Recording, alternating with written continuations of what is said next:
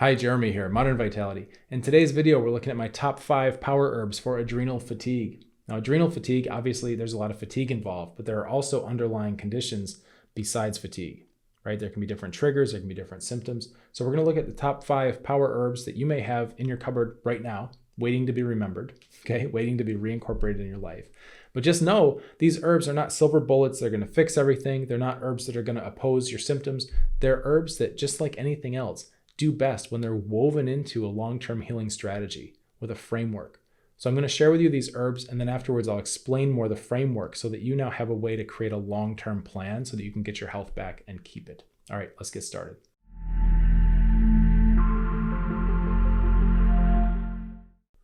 All right, here we go. I'm going to share with you my top 5 power herbs. And these are things that I found helpful for folks that are recovering from all manner of complex chronic inflammatory conditions. And the reason why is because no matter what the disease is, our human body still has the same types of pathways. If we start to respect the landscape of our body and we use things like some of these herbs I'm going to share with you in the context of a larger healing plan, the body's smart. It wants to work itself out.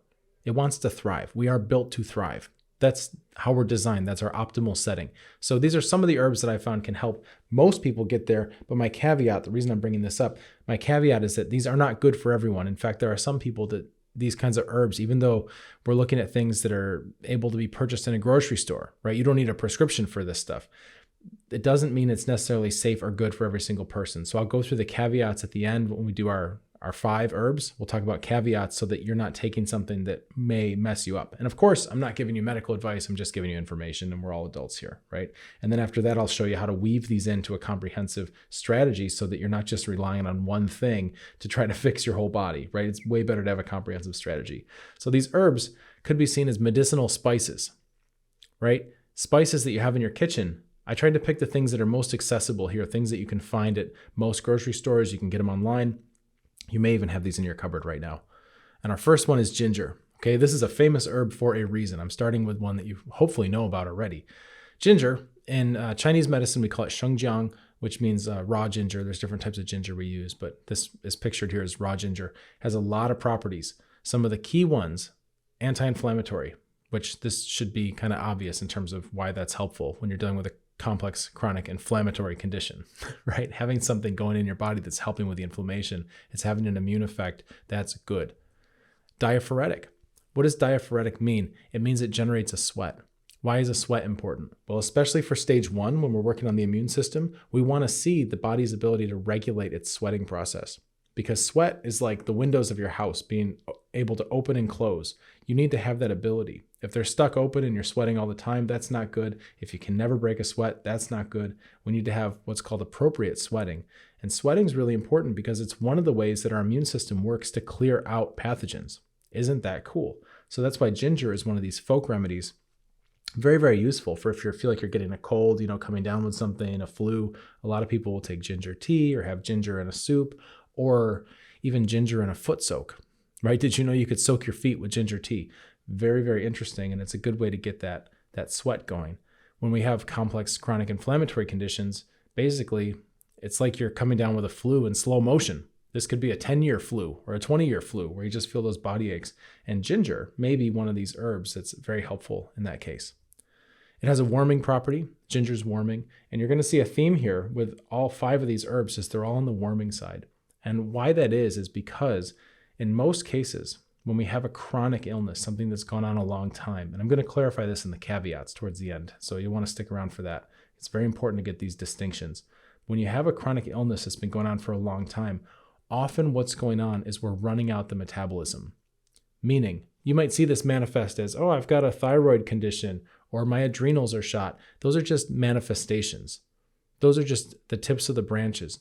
The reality is, deep down in the roots, is that we're running out of our vital energy, right? The metabolism is starting to get weaker because it takes so much energy to manage this condition, to manage the difficulties. So people's batteries start to run very, very low. And what often happens is people will start to get cold. Okay, cold hands and feet, very common. Cold body, can't warm up.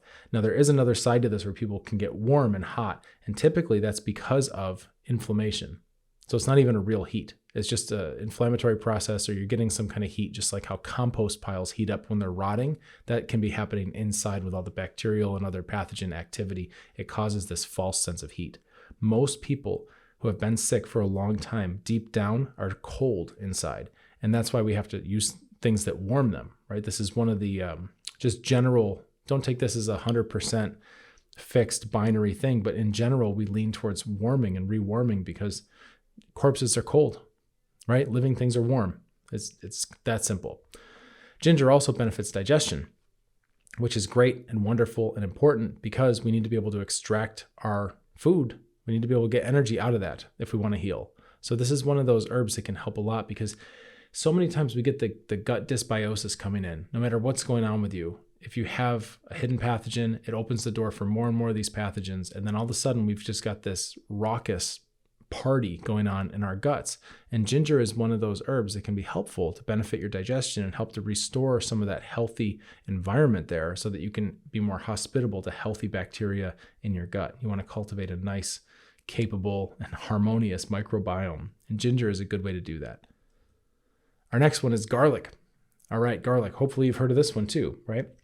Garlic. In Chinese medicine, we call it da suan. It's warming, again, and also has anti-parasitic effects.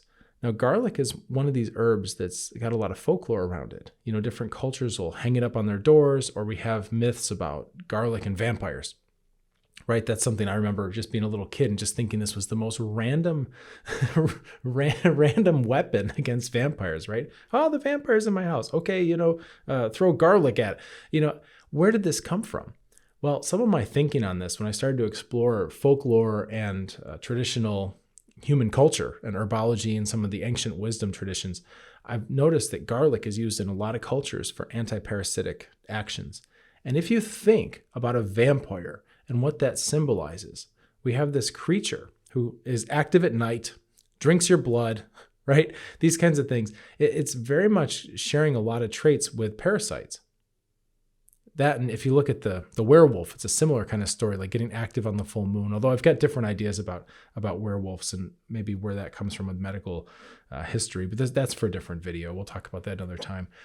In terms of garlic, though, looking at it as an anti-vampire herb, right? We can see those tiny vampires, those little parasites that live inside of us. They don't like garlic either. And a lot of times raw garlic is actually used. That can be kind of harsh for your digestion. So if you're not acclimated to raw garlic, you might want to start small with that or work your way up. But people will eat little bits of raw garlic and get it down into their stomach, and it goes through the intestines and just goes along the whole way and can be very irritating to any kind of parasites that are in there.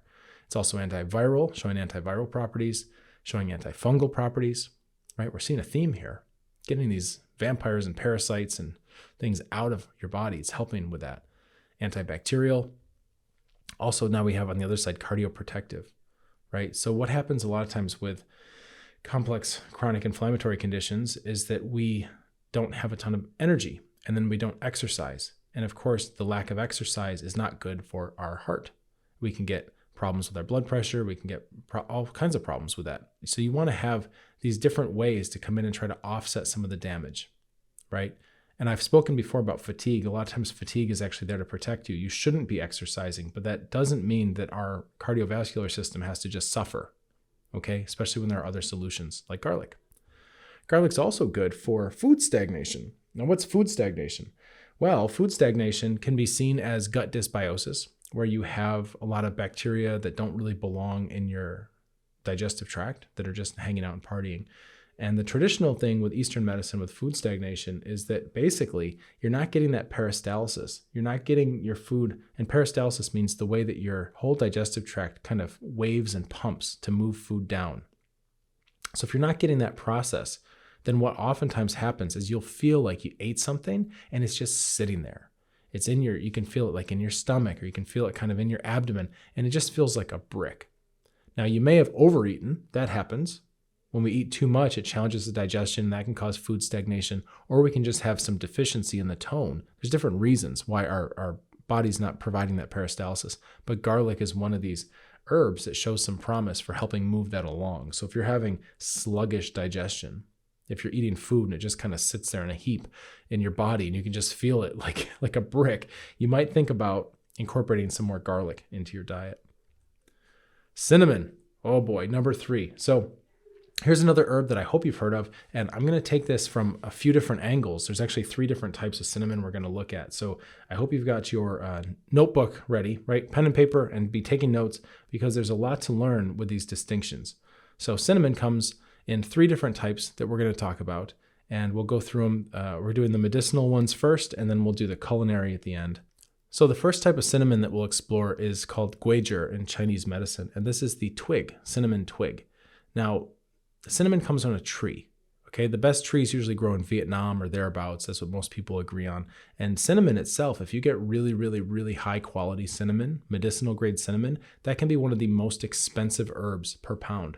So just know that while this is a common spice that you can get in your Starbucks latte, during autumn with like pumpkin spice and all that, there are actually different grades of cinnamon that are extremely potent and carry a premium price tag too. This is a high level herb.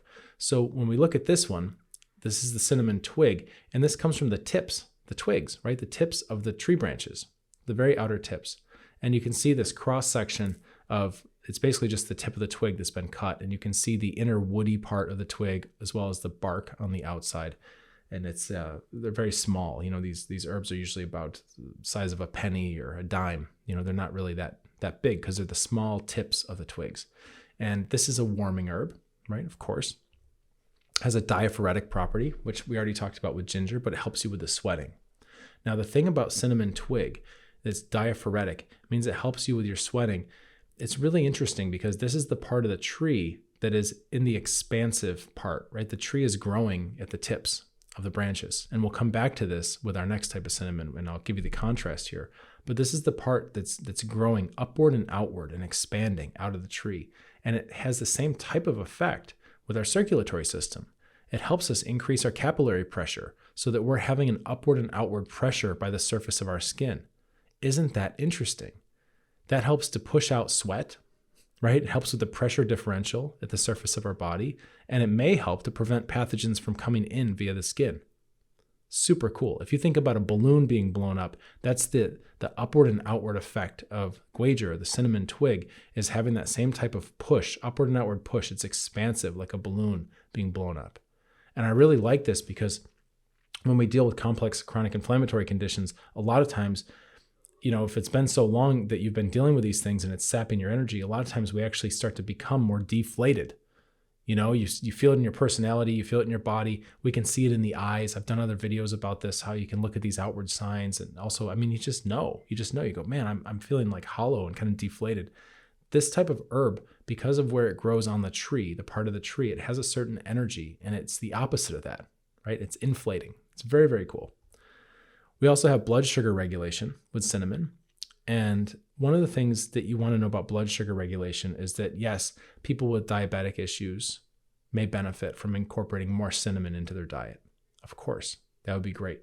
If we're eating a Western diet, or even, some of these healthier versions of, clean eating and all that, we still may be eating things that can spike our blood sugar. Even if you're only eating fruits, you're still getting sugars from those fruits. So having some cinnamon, for example, if you're going to eat a pear, but you put a little cinnamon on it, right? We'll get to culinary cinnamon in just a minute, but even culinary cinnamon is going to have this same type of property where you can just put some on there and it'll help you absorb that without the blood sugar spike. Fascinating when we start to work that way with our diet, trying to eat our food medicinally and more balanced. Right, so we have issues with blood sugar that can manifest as diabetes. We also have issues with blood sugar that can manifest as menstrual issues, like PCOS, polycystic ovarian syndrome. A lot of times, women that have that are struggling, and they also have some kind of problem with insulin going on. And cinnamon, right, is used traditionally in the types of formulas. None of these herbs are usually used alone in Eastern medicine. It's always bundled into a context because you're going to have other herbs that are working together and balancing and all that. It's a skill, right? It's a very highly refined science of combining these things the right way for the right people. But when we look at a lot of these traditional formulas for PCOS, you can see there's cinnamon in there. And there's a lot to be said for the help with the blood sugar and how that communicates back to hormones. It's very interesting. And the third thing I'll tell you about blood sugar is that when you have And this is probably the most important thing for any kind of complex chronic inflammatory condition. When you have fungus, yeast, bacteria that are rogue and getting wild, they want to eat your blood sugar. Okay, that's what feeds them. So anything we can do to keep the blood sugar more stable and more regulated will actually help to starve those pathogens. This is massive. We have also digestive support. Cinnamon can be useful for helping to warm, because it's warming. It can help to warm some of our digestion, which is, kind of a vague way to say this. But when you have people who come with even like gastroparesis, which basically just means the stomach is paralyzed, this happens. It's not fun. This is one of those things where when we talked about garlic, I talked about how the peristalsis has to happen, the movement of the food through the digestive tract. You can use cinnamon, especially guajir, within the context of a formula with other herbs, and those actions of the warming will help to actually move the stomach a little bit and start to get this process underway for people. Very important. We also have some pain relief with cinnamon, and we also have use for menstrual issues. Like I mentioned, PCOS is one of them, and anxiety. Now the anxiety, I really want to talk about this because the anxiety piece is historically documented for thousands and thousands of years of people using guajir, the cinnamon twig, or our next type of cinnamon, I'll explain to you in just a moment, to help with anxiety and panic attacks. And there's this old term in Eastern medicine called running piglet chi, right? And what does that mean? Running piglet chi. Well, you can translate the chi as kind of like the energetics of it, right? But the idea is that it feels like a little piglet, a baby piglet is running from your abdomen all the way straight up your midline, up your throat. And you get this feeling of like pulsing and pounding that's going upwards. It's usually accompanied by anxiety and panic. It doesn't feel good. So you can see this pattern playing out all the way back in the old days. And we have anxiety now in our culture, but it's always been there. It's part of the human condition. And guajir is one of the herbs within certain formulas that can be very effective for actually helping people not have that happen so much. So when I look at things like even POTS too, with the blood pressure, right? POTS, postural orthostatic tachycardia syndrome, right? When you have that happen, your blood pressure is dropping. That's kind of the opposite. It's not going up like a piglet, it's going down and dropping. And guajir is one of the herbs that helps to regulate that as well. Very, very cool. We also have history of use for chronic UTI and yeast infections. And we can see that because we know that cinnamon also has antipathogenic, I didn't put it here, there's so many benefits to these herbs. It has antipathogenic activities. And we know this because of thieves oil, right? If you ever looked at thieves oil, where it's a blend, usually essential oils will have it. And the idea there was during the plague, if you wanted to burglarize a plague house, right? People were dying of the plague, and then there would be these burglars, these criminals who wanted to come in and steal their silver or whatever, but they didn't want to get the plague themselves. They would douse themselves in these oils, which helped to prevent the plague from making them sick. One of those oils was cinnamon. So having the use for chronic UTIs, chronic yeast infections, we can see the immune system's getting some benefit here, and there's also some antipathogenic activity. I would also be willing to bet that the blood sugar regulation helps to starve out the yeast infections and helps to starve out whatever's infecting the bladder. All right, our next one is cinnamon, is rogueway, right? And this is the bark of the tree itself, the trunk of the tree. So the guajir was the tips of the branches, and then the rogueway is the bark. Now, again, we have a warming nature, right? This is really good for people who feel cold. So the tips of the branches are the outward part of the tree that's growing. The trunk, the bark of the trunk, is more like this core kind of thing. It's deeper. So we're not looking at the surface of the body. We're looking at something more internal. This is where this herb kind of resonates for people.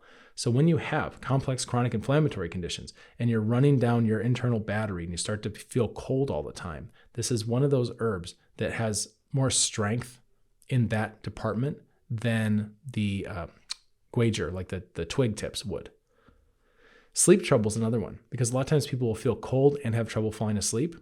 And this is a sign, how we start to look at this is a little more energetic. You got to start to understand your body in terms of processes. But if you can see that there's a cycle in your life, meaning every morning you wake up and the yang, right, the energy, the power of your body starts to wake up and comes up and out. And then you experience the day. And then that yang, like all your metabolic activity, starts to go in and down in the evening, which helps you then get tired and fall asleep. You can see that kind of cycle, right? When that happens, That's healthy and normal. But a lot of times if people are feeling cold, it's because that yang isn't consolidating back. It's almost like there's not enough. You start to run out of juice, and then you don't have enough energy to go back into your core. So we get stuck with these things where we have trouble falling asleep, plus we're cold. Great case for this type of herb. Of course, within the context of a larger formula that makes use of kind of where somebody's at with their whole situation. Chronic unhealing wounds. I really like this because when we look at immune activity, we have not only scouring pathogens and all that, but we also have healing and repair. People don't always know this, but the macrophages, those Pac-Men, right? The Pac-Man idea of like what's going around in your immune system and just eating the bacteria. Like you were taught, if you were taught the same way I was in school when we were kids, they always showed us these Pac-Man drawings going around eating the germs, right? It's that kind of idea, but those Pac-Men also are responsible for tissue repair and healing. They're also like the road crew, the cleanup crew. And so when we stimulate our immune system, when we help it along, we can actually create healing and get rid of some of these unhealing wounds.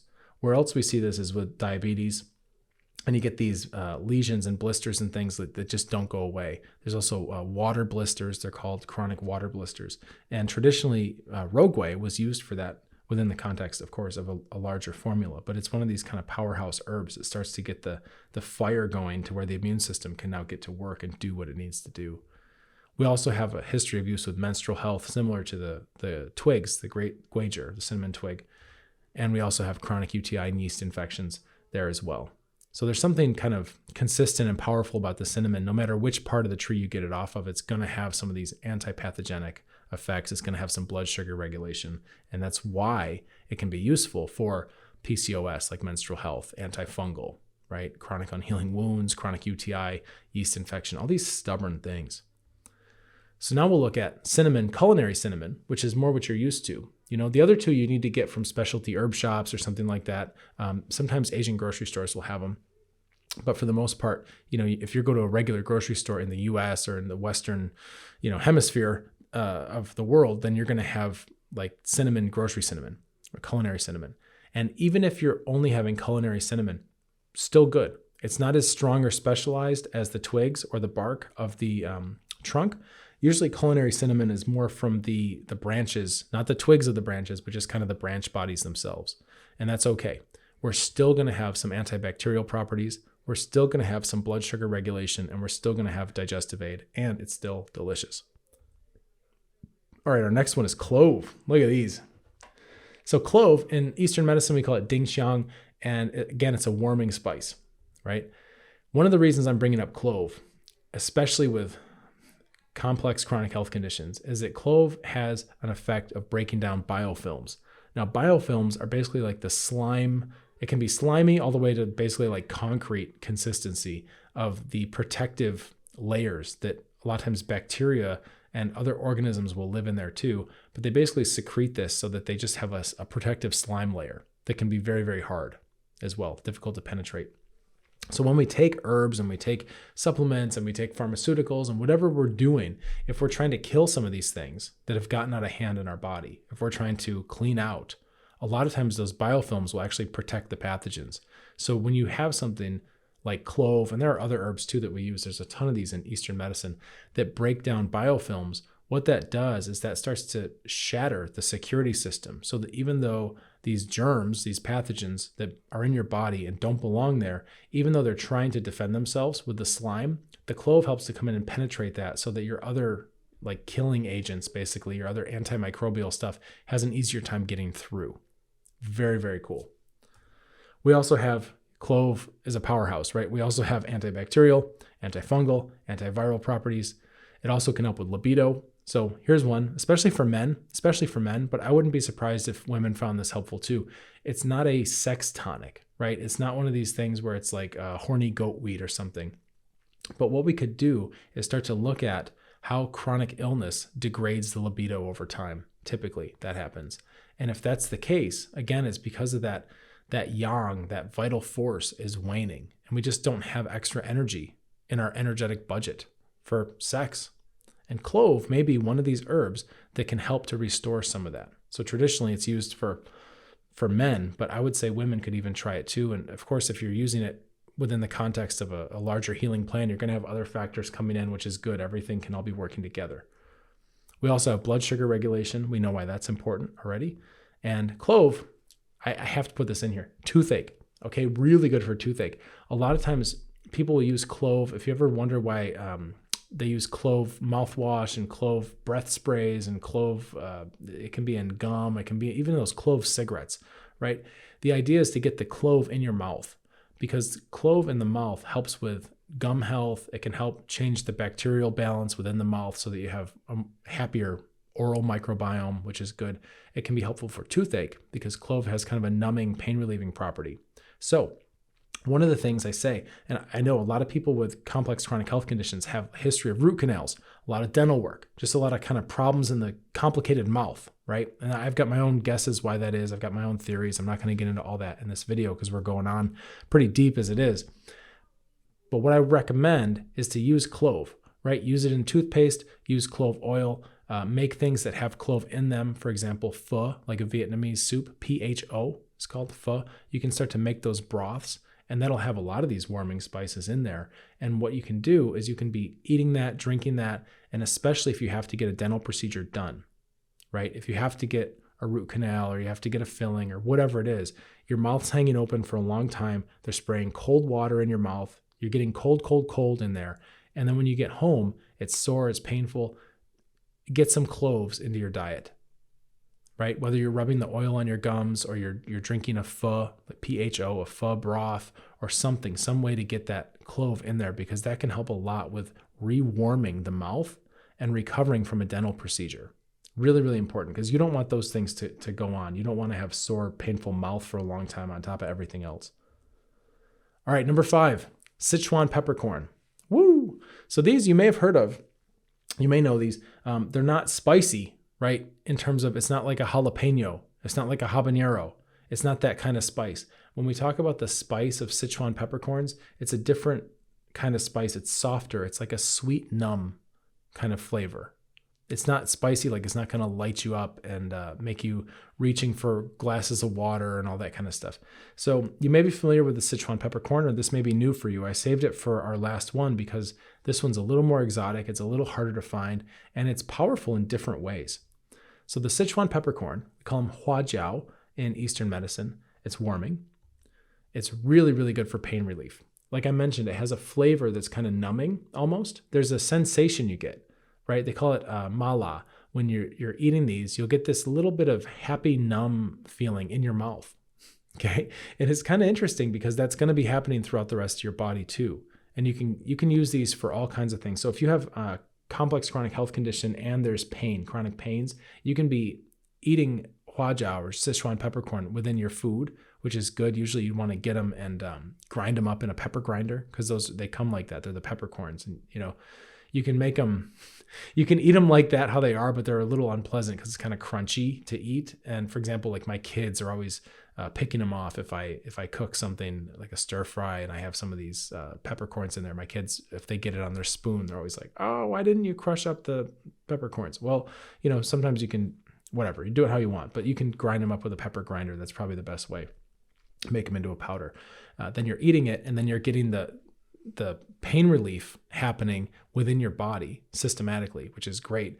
Sometimes people use these externally too. Like they'll just put them in a wrap. Like you can wrap them in cloth and you can heat them up, and you can actually use that to pound, right? Use that as percussion and kind of like smash that as a massage, smash it into your sore joints or your muscles or whatever else, or, even better, have somebody else do that for you. So people use these because they have such volatile oils. You can use them externally too, right? Really cool. They have an anti-inflammatory property. We're seeing some common themes here with these herbs for complex chronic inflammatory conditions, right? They have antiviral properties, antifungal properties, and they stimulate your appetite because they're delicious. There's really a very unique flavor with these. We spent a bit of time in Chengdu in China, which is in the Sichuan province, and I'll tell you, the food there, incredible. So dynamic, so flavorful, so delicious. And they're using a lot of these herbs. They're using garlic, they're using ginger, of course, right? But they're using also these Sichuan peppercorns in a lot of the dishes, and they have a very unique aromatic kind of sweetness to them. There's really nothing that tastes like that out there. Very, very unique. And if you're a person who likes to cook or who likes to explore new foods, this is something I'd really recommend you get into, because once you start cooking with these, your palate has now expanded. And why stimulate the appetite, right? Why is this good? A lot of people I meet say, oh, Jeremy, I'm having a hard time losing weight as it is. My metabolism's slowing down, right? Well, there's kind of two ways people tend to go with complex chronic inflammatory conditions. Some people have a hard time losing weight. Some people have a hard time gaining weight, right? There's actually two sides to it. It's not that everybody has a hard time losing weight, not at all. I've seen both. I've worked with both plenty, and you can get people to regulate, right? That's the idea. That's entirely the idea. When we have a low appetite, though, as a result of like basically all the beat down that we take from being ill for so long, that's not good. When people are trying to lose weight, you've got to still have an appetite. You've got to get that metabolic fire going, because eating and having that digestive drive is part of the cycle of being able to have vitality, which means then losing the weight. And same thing for people that have trouble gaining weight. They need to have that healthy appetite, stimulate the appetite. And these are one of the herbs that you can use for that. Even smelling them will do it if you don't like to eat them. But of course, I would recommend, if you're going to get into this, then go for it. Now, these are one of the herbs that you might not be able to find at like a Western type grocery store, but you can usually find them at Asian markets, Asian grocery stores, and you can also find them online at various places. There are different levels of quality, which I'll talk about in just a moment. All right, here are the caveats. So we did my favorite 5. Okay, there's plenty more herbs and spices like this that are very powerful. I picked my favorite 5 within the context of complex chronic inflammatory conditions. Okay, things that I've seen that work for a lot of folks pretty well to incorporate. But I do have some caveats, and this is very important you understand this. You got to understand the caveats, and you've got to understand how to phase these things. Okay, it's one thing to just give somebody a bunch of colors and say, okay, here's your blue, here's your red, here's your yellow, right? But it's another thing to actually teach somebody how to paint and how to use them so that you don't just make a mess of the canvas. And this is the same thing with interventions. Everybody's looking for a silver bullet. Oh, I want the supplement that's going to save the day. Oh, we're looking to isolate the one variable and reduce your illness down to this one virus or this one little micro molecule in your body. No, we have to understand a whole system, right? Which means context. So my caveats here, if you want to get the most out of what you've spent your time learning here, is 1, are these panaceas? No. Okay, they're not panaceas by themselves. They are very, very helpful tools, and I'll go on to talk about that in just a moment. One of the things that we need to know is that not everybody will benefit, because I've given you a list of warming spices. So if someone has, for example, in Eastern medicine, we look at the tongue a lot, right? If we stick our tongue out and it's like bright red, these might not be appropriate for that person at that time. However, if that person can do things to get some of the heat down, some of the inflammation down in their body, then they may come to graduate to where they can start to enjoy these types of herbs and spices again, and it would be beneficial for them. Okay, people move through cycles. Just because something's not good for you right now doesn't mean it never will be. We have to have parameters around that so we can understand as we grow, right, as we heal, that we can start treating ourselves differently because we've become different. We're evolving through stages. So currently, right, if you look at your tongue, and of course, I'm not giving you medical advice, but I'm just in general, if you look at your tongue and it's bright red, or you look at your tongue and there's a big, thick yellow coat or dark coat on there, then usually these wouldn't be the first herbs I would pick or recommend. Okay, most people can handle these in some amount anyway, regardless, because it's mixed into your food and we're doing all kinds of things throughout the day. But if you want to be very strict about it and you want to really be precise, then if you're somebody who has a bright red tongue or has a big, thick yellow coat, then this wouldn't be the right time to incorporate a lot of warming herbs and spices. You don't want to add to more heat, even if it is false heat, right? Also, quality matters on all these. So I talked about 3 different types of cinnamon, right? And some of those are like the most expensive thing coming off the boat. There's all different quality levels. Same thing with the Sichuan peppercorns. You want all different quality levels. You want to make sure you're getting a very high quality one so that you're getting a very strong, potent spice, right? If you want this thing to be food that is medicinal, then you want to get medicinal quality spices. Okay, so be savvy with that. And then you also need to know that, like ginger, for example, you go to the store, ginger, hey, it's cheap. Well, you might want to go with organic ginger, because non-organic ginger is a lot bigger. How'd they get it bigger, right? First of all, that's the one question, right? We just start thinking like that. But what I've found is that oftentimes If ginger is not organic, that means it's been irradiated. So we want to try to get things that haven't been irradiated, right? You want to start to look into all these qualities. If you can get your ginger organic, that would be great. Same thing with garlic. There's all kinds of garlic. Why not get organic garlic? Why not go to your local farmer's market and support a farmer who's growing some kind of heirloom strain of garlic, right? Something with a lot of color. Sometimes these garlics are like purple looking almost. You want to explore this stuff and try to find the freshest, highest quality you can. And I know I talked about cinnamon. Cloves are usually pretty straightforward. And we talked about the peppercorns, right? All those things have quality gradients where you want, like the peppercorns, you want to be able to do your research. And if you try some and they don't have, right, here's a real easy test. If they don't have that flavor, that mala, where you're like, wow, my lips are just buzzing, my tongue is buzzing, it almost feels numb. This is delicious, right? If that's not happening, then I wouldn't expect that these things are going to have that strong of a medicinal effect either. Okay, I know that's pretty straightforward. And my last caveat here, all these herbs, spices, and inclusive of every other strategy, it's best when used in the right context. Okay, you want to have an overarching strategy and a plan and a structure for how to reclaim your health, not just grasping at random stuff, right? With the right context, these herbs are phenomenal, especially when used at the right time on a healing process. And what do I mean by right time? Well, the first thing, okay, that we always look at is the immune system. And the reason why is because, well, I'm going to tell you, the body has basically an order that it likes to be interacted with. Nobody's talking about this. It comes from very, very old Eastern medicine. It's not even what I learned in acupuncture school when I graduated back in 2009. They weren't talking about this stuff. However, it's way older than that. It's just, you got to find the lineages and you got to find the people, which I did, who understand this stuff. The body has an order.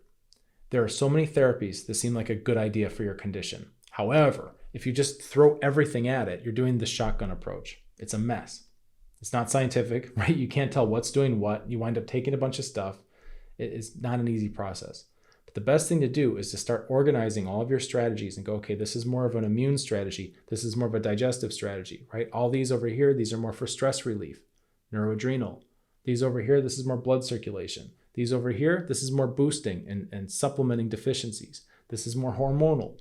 You can start to make buckets, okay? And then you line your buckets up. And we're going to talk about the first 4 today, because that's where most people get the most benefits. In fact, most people go through the first 3 and they get the most benefits. So stage 1, immune system. Anything you have that's working on your immune system goes in that bucket. That's where we start. You want to have a very clear strategy here, and you want to be able to do things in an order that makes sense. So start with your immune system, because that's going to help get rid of a lot of the big problems, including hidden pathogens, including non-specific immune function, where you're just like smoldering and inflamed. It's going to help with biofilm breakdown. It's going to help with lymphatic flow. You're basically getting these things out of your body that don't belong there so that you can start to heal. You want to get the inflammation down. Okay, this is really important. Next is digestion, right? Digestive system. So some things are aimed more at digestion, which you want to have a healthy digestive system, okay? Because that way you can start to not only digest your food better and get more energy out of that and more nutrition, but also your digestion and your immune system are intimately connected. Your digestion is where most of your immune system lives anyway. This is really cool. We're finding this out now through modern science, but it's, validating things that we've known in Eastern medicine for 3,000, 5,000, something thousand years, okay? Very important. We also have gut dysbiosis, which means the balance of the little creatures that live in your intestines needs to be restored. So there can be some things that are growing and getting out of hand. There can be some things that should be there that aren't, due to a variety of factors, including what we eat, but also what we're exposed to. All the toxins, chemicals, pesticides, all this stuff, mycotoxins, right? There's a lot of things going on. Other meds, antibiotic use. There's a lot of stuff we can attribute to this imbalance in the guts. So you want to start to restore that. That's the next step. Stage 3, neuroadrenal, stress time. Okay, this is where we get going with the way our mind is working, the way our nervous system is working, the way we handle stress. If we feel neurologically overwhelmed, if we feel like we have a very close trigger, right? When something, little thing happens and it's like, whoom, it just, we get so, stressed out. We want to start to increase that threshold. This is where a lot of different therapies can be useful. There are herbs, there are supplements, there's breath work, like breathing practices, there's all kinds of stuff. And this is where those live. One of the mistakes I see happen a lot of times is people try to start there We go, oh, it's mind over matter. I healed my mind. But really, it becomes very difficult. For example, like if you've got a bunch of parasites and heavy metals in your body, it becomes very difficult to will that stuff out.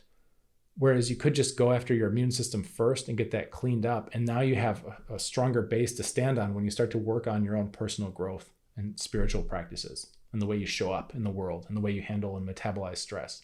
Okay, you set yourself up for success if you do things in the right order. This is also when we tend to get the sleep cycle dialed in better, right? Get that circadian rhythm going. It's lovely. Okay, we get back in touch with nature and how we evolved. The fourth one, blood circulation. This is where we start to move blood. This is where we start to really feed the cells and the tissue so they can grow, right? They can repair. This is where exercise tends to come in. This is one of the kind of mistakes I see people make too, is they try to start here. They start at stage 4, blood circulation, by starting some kind of exercise regimen when they have a complex chronic inflammatory condition and fatigue and exhaustion, and there's no energy to be had. And we think, oh, I better push through, right? I better push through it because, exercise is good for me and maybe I just need to just break through. And what happens instead, because there's still inflammation that's just rampant in the immune system, most likely due to hidden pathogens, or some other thing setting off the immune system, okay? What you do when you exercise is you're just recirculating all that inflamed blood. And then you get PEMS, post-exertional malaise syndrome, where you're knocked out for like a week, just suffering, like with this hangover from exercise. This is what happens with skipping steps. But if we do it right, if we get that stuff cleared out in the first place, by the time you get to stage 4, all of a sudden taking a walk or doing exercise or playing pickleball or whatever you're into, right? Kayaking, whatever it is, now is not going to be such a threat to your body because you're not circulating around a bunch of inflamed blood. This is really important to have this distinction. I've seen so many people who get so burned out because they try and fail, but you're trying things in the wrong order, which is why it's failing. There's nothing wrong with you specifically. There's no reason you can't exercise. You just can't exercise yet. It's not time yet. We have to get the rest of your system ready. Okay, so those are stages 1 through 4. So whatever you're doing, whatever therapies you're using, you want to start to examine that. And you want to start to understand, what system am I working on now? What system am I emphasizing with this? And can I make sure that before I'm working on, exercising or working on my stress relief or whatever it is, that I've started with stage 1 with my immune system? Can I make sure that? Okay, it's really, really important. When you go in the right order, just like a combination lock, when you go in the right order, then it opens, right? It opens up, it expands, your world gets bigger. If you go in the wrong order, you're just going to be, trying to bang your head against the wall while you're trying to bust into a locked door. It's a whole different deal. Most people think that unlocking healing is like finding the right key for the lock. And that's a misconception because it's not a key lock, it's a combination lock. All right, looking for a key means grabbing for a silver bullet and just hoping and praying that the latest supplement or whatever is going to just solve everything. There is no key. It's a combination. And the combination has to be the right stuff in the right order. Okay, those are the 2 caveats. This is just how it works. This is what I found. This is like the best way possible that I know to get somebody from feeling sick, shrinking world, not really happy about life, not much of a future, right? Frustrated, overwhelmed, exhausted, burned out, to working through the stages and then going, hey, I've been back to life again. I'm having sex again. I'm doing things. I'm showing up for my family. I'm throwing a party for my grandson or whatever. I'm traveling for a wedding. I'm in Europe walking along on cobblestone streets and I'm not getting tired. I'm in New Zealand hiking mountains and going down beaches when I used to have fibromyalgia and be afraid to leave a 2-mile radius of my house because I was going to be exhausted. Right? These are how you get those changes. It doesn't just happen magically. You've got to have the right combination, which anybody can learn. That's part of my job, as I see it. If you're struggling with a complex chronic health condition, you might consider not struggling alone. I've built an amazing community. We've got our own chat group. We're off of the big tech things. It's just our own private chat where you can come in and you can meet other people who are lovely and positive and vibrant and supportive. Really fantastic people from all over the world that are on various stages of their healing journey. They're working the stages, right? Immune, digestive, neuroadrenal, blood circulation. They're in their process. I'm in there every day. It's free to join. You can come on in. You can ask me anything. You can meet some other people. You can be inspired. You can ask them things. What's working for you? Here's where I am. Introduce yourself. Even if you're shy, even if you're an introvert, it's a fantastic community. There's plenty, you're going to be in good company with introverts there. There's plenty of introverts, right? We're very respectful. We're very kind. We're careful with each other's energy, right? We have very good boundaries in there. So we have a group, chat group. There's also a vault where I've got interactive videos where you can start to really get yourself a plan so you can know what you're doing. What's your next practical step towards getting your life back? And again, you can ask me anything in there. It's fantastic. That's where I'm answering questions. I'm not in the comments section of YouTube. I'm having deep conversations and actual connection in my own group. So I'd encourage you, right? If you'd like to join that, there's an application. You're a detective, you'll find it. It's near this video somewhere. And you can get your application sent in. And when I take a look, if you look like a good fit for our group, for what we're doing, I'll let you know. And I keep the group pretty cozy. We keep it like to 1 to 200 people is about the max. That way I know who's in there. And when I answer your question, it's very specific and I know who I'm talking to. Okay. But what happens with that is that it's capped. So it does fill up. So if I see your application come in and it looks like a good fit, it might be a month, might be 2 months before you get in. I'll try to get you in on the next monthly cohort. I'll do my best because I know that you're excited and you want to get in there. So I try not to make people wait, but just know if it does take a little while, that's why. So that's our group. I would encourage you to join. In the meantime, you might consider subscribing to this channel. That way you can get more health information like this video that helps you instead of just kind of mindlessly scrolling, which we all fall into sometimes, but you could actually train YouTube to show you videos that help you get your life back, right? Isn't that cool? Okay, so let's get you feeling better. Cheers.